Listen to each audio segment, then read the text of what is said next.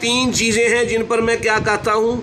قسم کھاتا ہوں۔ فاحفظوہ، ان کو یاد کر لو، جن چیزوں پر میں قسم کھاتا ہوں۔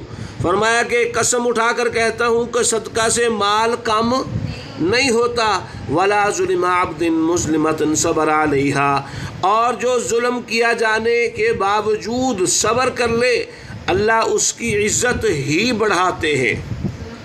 جس پر ظلم کیا جائے اس کی عزت، اور وہ صبر کر لے اس کی عزت اللہ پاک بڑھاتے ہیں۔ ولا فتح عبد باب مسئلۃ، اور فرمایا کہ جو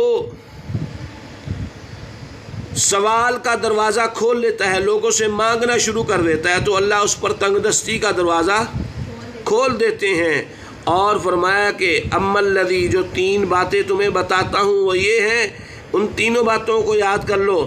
انما الدنیا لاربعۃ، چار بندوں کے لیے دنیا کا مال ہے۔ دنیا کن بندوں کے لیے ہے؟ چار بندوں کے لیے ہے۔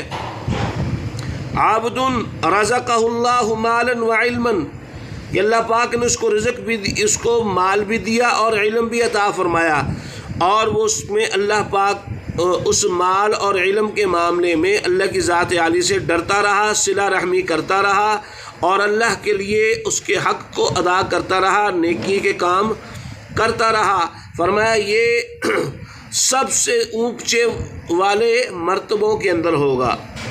اور ایک وہ بندہ جس کو اللہ نے علم عطا فرمایا لیکن اس کو مال نہیں دیا، لیکن اس کی نیت سچی تھی کہ اگر میرے پاس مال ہوتا تو میں بھی فلانے کی طرح یوں اچھی جگہ پہ خرچ کرتا، لوگوں کے اوپر خرچ کرتا، نیک راہوں پہ خرچ کرتا۔ فرمایا ان دونوں کا اجر و ثواب برابر ہے۔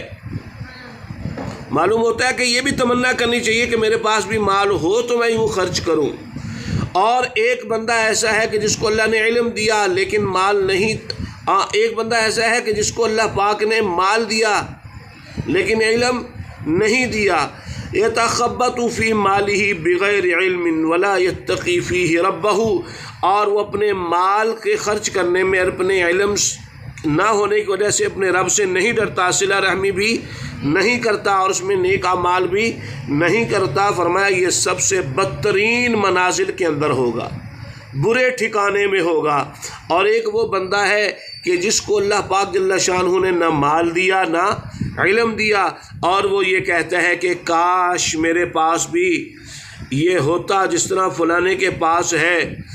تو فرمایا کہ نیتہ و وزرہما سواء، ان دونوں کی نیت اور اس کا بوجھ دونوں کے لیے برابر ہے۔